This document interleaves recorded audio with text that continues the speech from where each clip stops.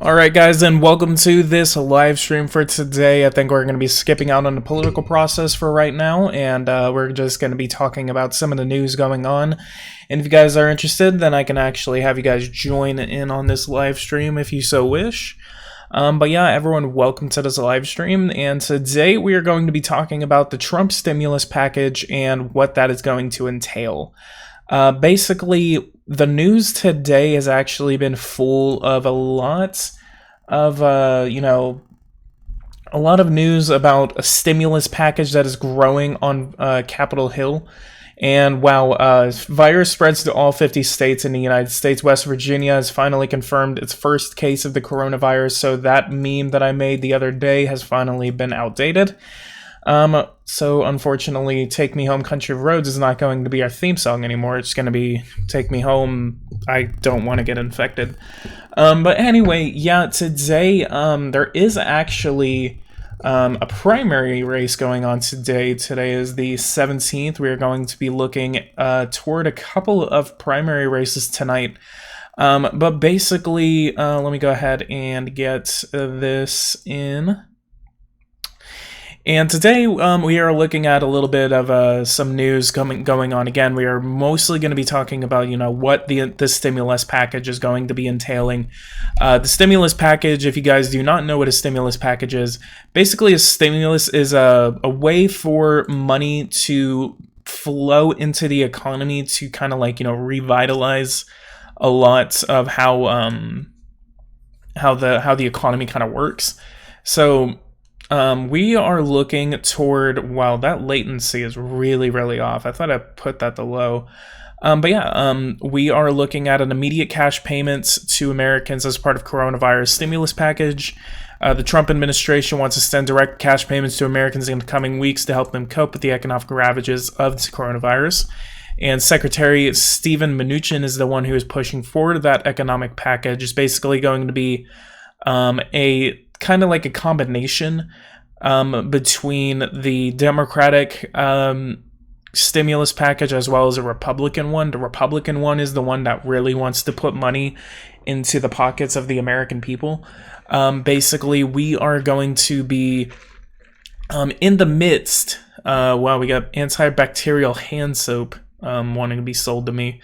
Thank you, Washington Post. Democracy dies in darkness. But yeah, we are looking toward one of the largest federal emergency fiscal packages ever assembled in American history. Reservations expressed by Democrats on Tuesday over various aspects of the package suggest that it could take some time to arrive at a bipartisan agreement that could pass both chambers of Congress. The scramble for a deal comes out while the coronavirus pandemic has upended everyday life for many Americans. On Tuesday, officials in North Carolina's Outer Banks took steps to begin restricting tourists and visitors to limit permanent residents' exposure. The San Francisco area began implementing a shelter-in-place plan with residents, a tactic New York officials are also studying. Meanwhile, Marriott International, the world's largest hotel brand, began furloughs affecting tens of thousands of employees. Now, we are in a tipping point. We are in a tipping point at this stage with the coronavirus, where basically we are going to decide whether this virus is going to, hey, what's going on, Big Boss? Welcome to the live stream. I've never seen you here, so welcome. We are at a tipping point right now. Basically, the Trump administration wants everyone to stay indoors for like 15 days. To stop the spread of this virus. And we are looking at something never seen in the modern time. The last time we really saw some sort of major epidemic scale kind of shutdown, I don't even think H1N1 was this bad. I think H1N1 was more of kind of like some sort of... And I mean, I can't even really remember because I was alive during that time, but I don't remember what kind of policies were really made. And I'm actually going to be pulling up some resources for all of these. If you guys are watching right now, by the way, leave a like and subscribe to the channel if you are new. During the 2009, the last pandemic to actually spread across the world, was the 2009 flu pandemic. Basically, this was a higher amount of this was a higher sort of strain that actually was able to start infecting more people, and was actually infecting a lot of younger people at the time. And it is estimated that 11 to 21% of the then global population, or around 700 million to 1.4 billion people, contracted the illness.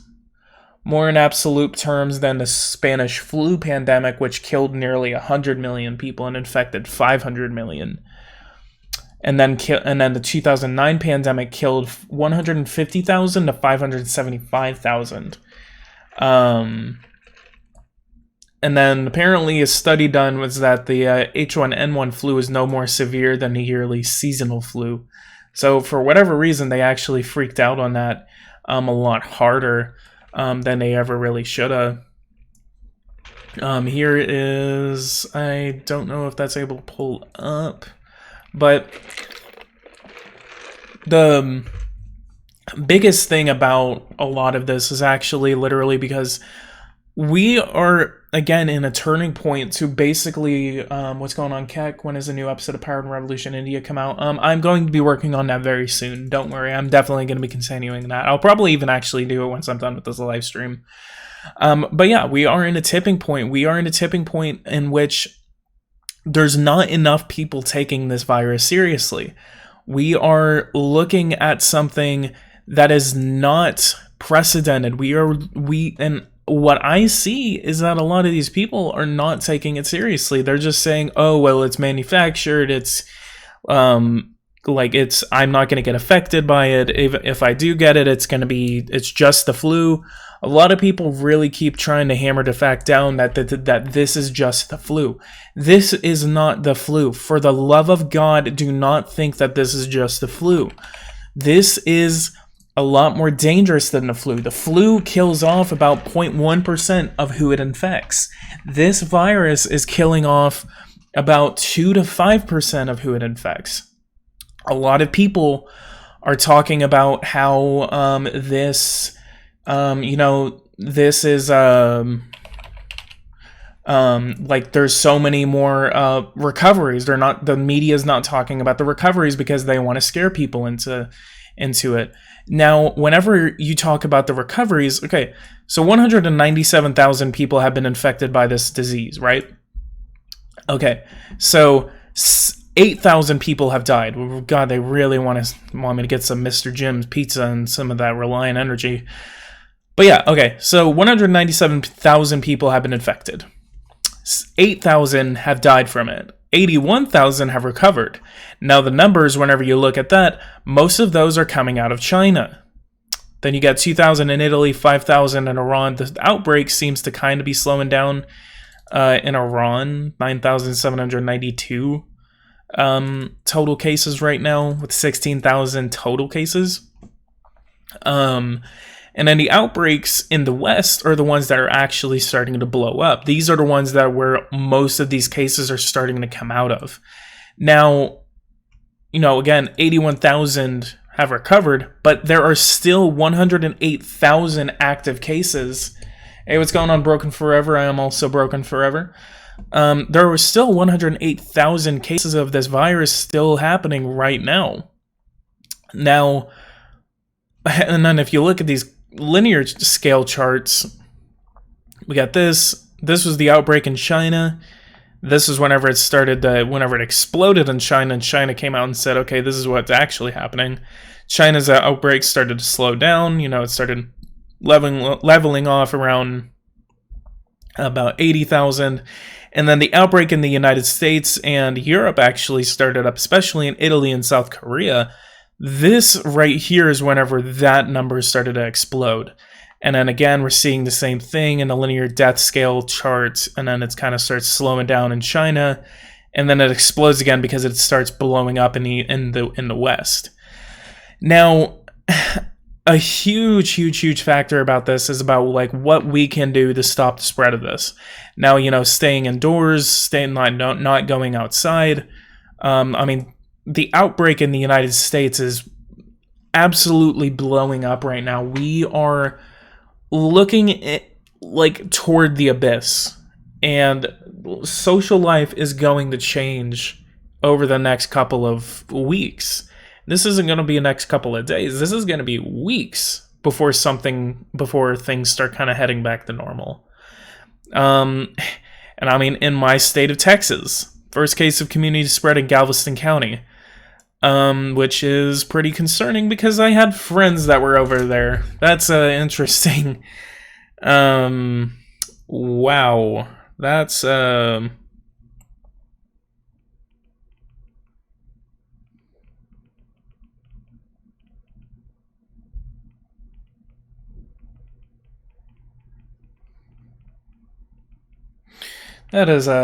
interesting.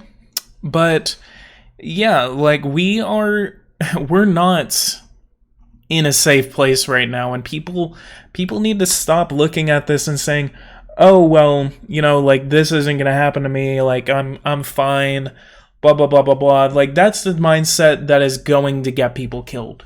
That is going to be the mindset where this thing is going to spread out of control and we're not going to be able to do anything else about it. And that mindset just needs to stop. It's not helping anything. And then you are putting yourself in danger and you're putting other people in danger before you can do anything. And by the time you even realize how bad it is, you're already noticing that the shopping shelves have already emptied out. You're not able to go get toilet paper anymore. That's just not. It's not. I don't know any way else to say it. This is another interesting graph. Here you have the currently infected. Those really started to explode. Peaked at about nearly 60,000 people. Then it kind of started to slow down a little bit. The outbreak started to slow in China, and then at the same time, the outbreak started to spread out across Europe and then the United States. The United States had it on lock for a little bit, and then that's whenever the outbreak started up again. Now we have over 100,000 currently infected cases of the coronavirus right now across the world. In my state, Colorado, if you go to the store, everything is gone from people buying everything in a store. Yeah, and by the time you even realize, oh, well, people are just being stupid, and then by the time you realize whenever everything's going on, then you are fucked. That's one of the sad things about this. So yeah, and then we have, the Trump administration actively pushing for the vowed Tuesday that the Senate would not recess before reaching bipartisan agreement on a stimulus legislation, which would be the third coronavirus relief bill advanced on Capitol Hill in the recent weeks. So looks like Congress is really, we're going to move here in warp speed for the Senate, which almost never does anything quickly. Yeah, that's because of you, Mr. Mitch. I think everyone on both sides of the aisle is seized with the urgency of moving on yet another bill, and we intend to do that. So it looks like that this coronavirus stimulus package will actually be able to move through pretty quickly if they can reach an agreement. Also said the Senate would move as swiftly as possible to approve a $100 billion plus bill passed in the House last week that boosts paid sick leave, unemployment insurance, and free coronavirus testing, despite concerns a number of Senate Republicans have about the sick leave provisions in the bill, on how the sick leave provisions in the bill are crafted. My counsel to them is to gag and vote for it anyway, even if they think it has some shortcomings, and address those shortcomings in the bill that we're in the process of crafting. In addition to direct cash payments, the White House wants the forthcoming legislation to include support for small businesses and aid for the airline industry, in addition to a range of other measures. To further try to stabilize the economy, the Treasury Department and Federal Reserve took a step Tuesday to make it easier for companies to borrow money, while the White House gave more flexibility to taxpayers to delay payments they owe the IRS next month for an additional 90 days. The White House is supportive of the cash out payment idea, which has won backing from Democrats and some Republicans in Congress, so it shows how fast talks are evolving. President Trump had initially demanded that Congress immediately or temporarily eliminate the payroll tax to give household access to more money. But he said Tuesday that such a move would take too long to implement and that the action needed to be taken more quickly. Payroll tax is one way, but does come over a period of months, many months. And we want to do something more faster than that. I think we would have ways of getting money out pretty quickly and very accurately. So President Trump actually does want to move forward with this, and he does actually support the cash idea, which Senators Sherrod Brown of Ohio, Michael Bennet, and Cory Booker, with the support of several other Democratic senators, are pushing a measure to disperse $2,000 checks to everyone under a certain income threshold. Their plan would require the federal government to disperse checks of $1,500 if the health and economic emergencies continue, followed by quarterly payments of $1,000 after that.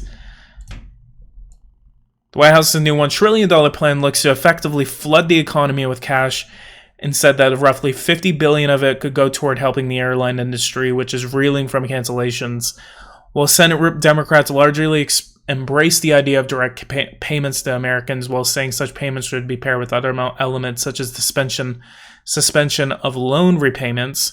They rejected other pieces of administration's proposals, particularly any industry bailouts. I am supportive of putting cash in the pocket of workers, families, and consumers, and small businesses because it will be spent, as opposed to massive corporate bailouts that could involve stock buybacks or other kinds of expenses that fail to stimulate demand, which is sort of reasonable. If you guys have any suggestions, I mean, should actually say something in the chat. And these are just some of the plans that the congressional Democrats and Republicans are trying to get to actually, stimulate the economy. We are in, again, a turning point. Finally, the Dow makes about 5% back of what it lost yesterday. And what I really am just kind of trying to see, I mean, this is something that I'm really trying to pay attention to. And if this doesn't work, I totally think that this virus could actually, bring the United States to its knees. Some people are suggesting that this sort of kind of thing would actually introduce a depression to the United States economy. We're looking at social and economic woes unprecedented in the last 100 years since the crash of 29. So if anything could work, I mean, if giving payments, money to every single American taxpayer, that could be something that actually could work. But anyway, I'm actually going to go ahead and leave this live stream here. I just kind of, wanted to get something like this out for you guys, and then I'm going to go ahead and do another live stream where I'm actually going to start talking about, I'm actually going to play a game. So I will be back in a couple of minutes. So guys, if you guys like this, go ahead and leave a like, subscribe to the channel if you are new, and I will be back in a few moments with the political process.